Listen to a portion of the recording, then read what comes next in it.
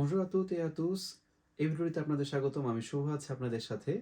যদি আপনার কাছে এখনো মনে হয় ফরাসি উচ্চারণ একরকম কিন্তু লেখা আরেক রকম, তার মানে এখনো আপনি ফরাসি বরযাত্রীগুলোকে আপনি চিনেননি এবং ফরাসি বরযাত্রীর সাথে আপনার আত্মীয়তাটা ঘনিষ্ঠ হয়নি। হ্যাঁ, এইগুলো সম্পর্কে পুরোপুরি অবশ্যই ডিটেলসে আলোচনা করা আছে আমাদের কোর্সে।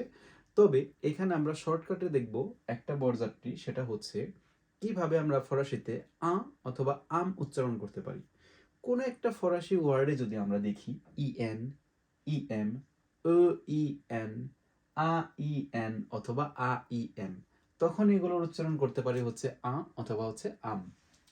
তো আমরা যদি একটু ভেঙে ভেঙে উচ্চারণ করি, এল ও, ল, এম আ, মা, ইএন এর উচ্চারণ যেহেতু আ, তাহলে আমরা এখানে উচ্চারণ করতে পারি হচ্ছে তা।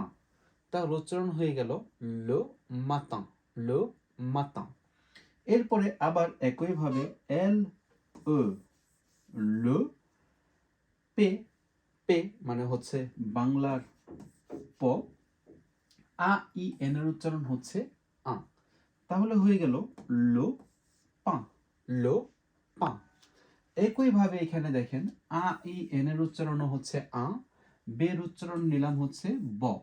তাহলে আমাদের এখানে হয়ে গেল লো বাঁ, লো বাঁ।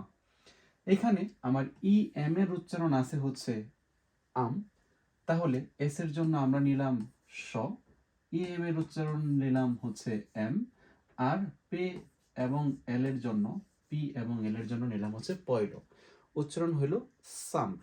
তাহলে প্রত্যেকটার উচ্চারণ, লো মাতা মানে হচ্ছে সকাল, লো পা মানে হচ্ছে রুটি, লো বাঁ মানে হচ্ছে গোসল, সাম্পল মানে হচ্ছে সিম্পল। এখন যেই ব্যক্তি জানে না যে বরযাত্রীতে ইএম থাকলে ফরাসিতে হয়, সে তো আগেই চিন্তা করবে মতিন কেমনে মাতা হয়, সিম্পল কেমনে সাম্পল হয়, পেইন কেমনে পা হয়, বেইন কেমনে বা হয়। এবার বুঝছেন তো যে কিভাবে বা হইল, কিভাবে পা হইল। এইভাবে ভেঙে ভেঙে ফরাসি শিখতে এবং ফরাসি শেখার আনন্দে পেতে আমার সাথেই থাকুন। দেখা হবে পরবর্তী আরেকটি ভিডিওতে।